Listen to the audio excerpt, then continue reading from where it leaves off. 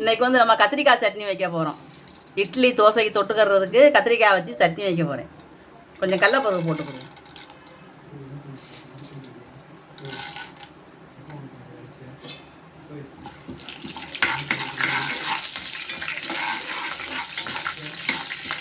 பருப்பு வந்து ரொம்ப கறியிடக்கூடாது, ஓரளவு பாதி வெக்காடு வந்துருக்கணும். இப்போ நம்ம வந்து வெங்காயம் போடுவோம். வெள்ளைப்பூடு வெட்டி வச்சுருக்கேன், வெள்ளைப்பூடை போடுவோம். இதை எல்லாமே ஒரு பாதி வெக்காடு வேகட்டும். வெங்காயமும் வெள்ளைப்பூடும் நல்லா வதங்கிக்கிட்டு இருக்கு. இப்போ வந்து நம்ம கத்திரிக்காயை போடுவோம். கத்திரிக்காய் வெட்டி வச்சுருக்கோம், கத்திரிக்காயை போடுவோம்.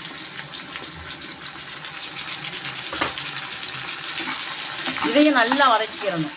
கத்திரிக்காயை வந்து நல்லாவே வதக்கிடணும்.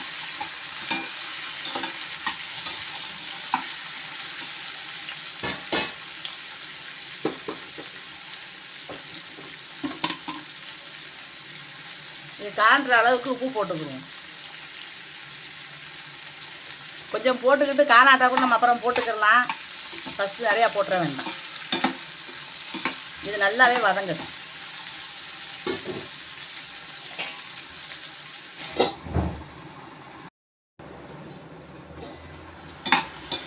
கத்திரிக்காய் இந்த அளவு பாதி வேக்காடு வந்துருச்சு.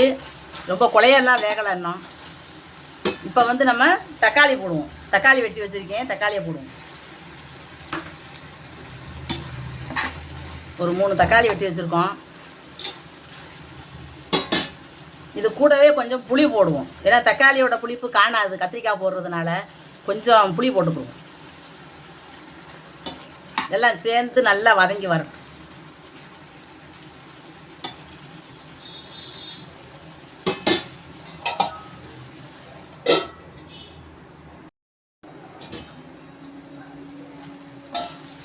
நல்லா வந்துருச்சு. கத்திரிக்காயும் தக்காளியும் நல்லா அழகாக வந்துருச்சு. நம்ம அடுப்பை குறைச்சி வச்சுருவோம்.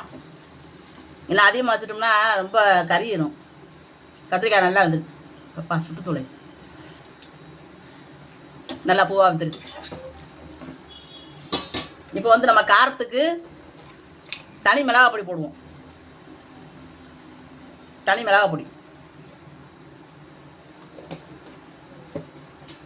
இதையும் நல்லா போட்டு அடுப்பை குறைச்சி வச்சுக்கிட்டு கொஞ்சம் நேரம் நம்ம அப்படியே வேக வைக்கணும். இந்த மிளகாய் பொடி வாட போகிற அளவுக்கு கொஞ்சம் நேரம் சேர்ந்து வேகட்டும்.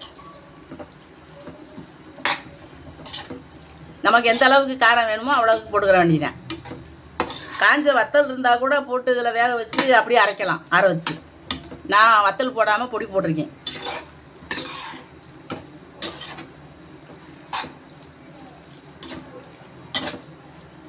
இப்படி கொஞ்சம் நேரம் வதங்கட்டும். அடுப்பை நல்லா குறைச்சி வச்சுருக்கோம். நல்லா வெந்து வந்துடுச்சு. இப்போ நம்ம அடுப்பை ஆஃப் பண்ணிடுவோம். அடுப்பை ஆஃப் பண்ணிவிட்டு நல்லா ஆற வைப்போம். ஒரு 10 நிமிஷம் போல் நல்லா ஆற வைக்கணும். நம்ம இட்லிக்கு தண்ணி ஊற்றி வச்சுருக்கோம். இப்போ வந்து இட்லி தட்டில் மாவை ஊற்றிக்கிடுவோம். துணியை போட்டு விட்டு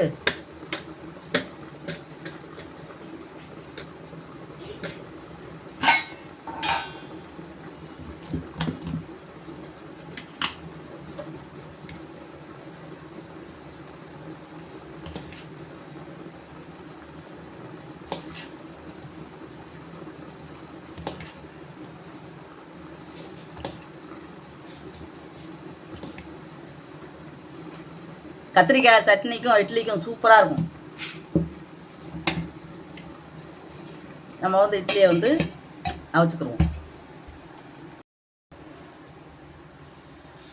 கத்திரிக்காய் சட்னியை நம்ம தாளிக்க போகிறோம். இப்போ அது கொஞ்சம் கடுகு போட்டுக்கிடுவோம்.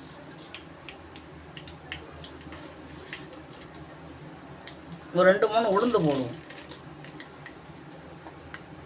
அடுப்பை குறைச்சி தான் வச்சுருக்கோம், இல்லைன்னா கறியிடும்.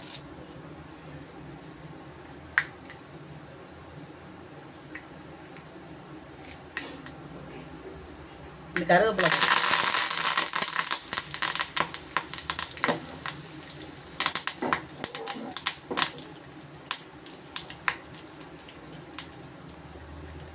கொஞ்சம் நல்லா பொன்னிறமாக வெந்து வரட்டும். இப்போ 2 வத்தலை கிள்ளி வச்சுருக்கோம். மிளகா வத்தல் போடுவோம். காரம் இருக்குது, இருந்தால் 2 போட்டு தாளித்தோம்னா அது ஒரு மாதிரி நல்லா மணமாக இருக்கும்.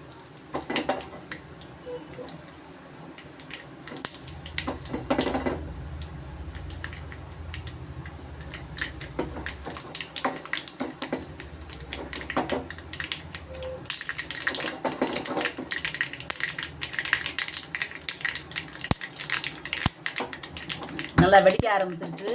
இப்போ வந்து நம்ம இதை தாளிச்சிடுவோம். இதில் ஊற்றிடுவோம். கத்திரிக்காய் சட்னி வந்து நம்ம அரைச்சி வச்சுருக்கோம், அதில் ஊற்றிடுவோம். அதை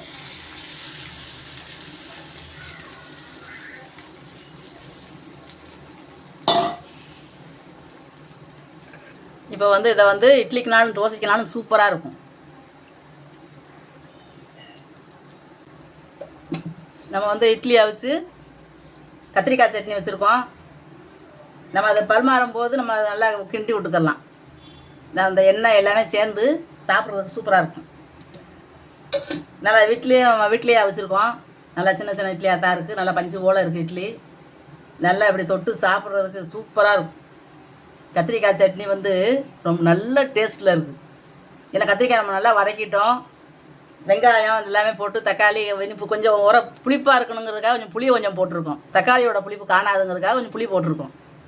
அதனால் ரொம்ப டேஸ்ட்டாகவே இருக்குது.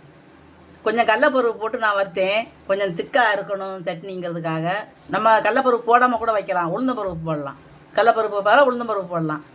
2 பருப்புமே போடாமல் கூட வெறும் கத்திரிக்காய் மட்டும் கூட போட்டு வைக்கலாம். நான் கத்திரிக்காய் கொஞ்சமாக இருந்ததுனால நான் பருப்பு வச்சேன்.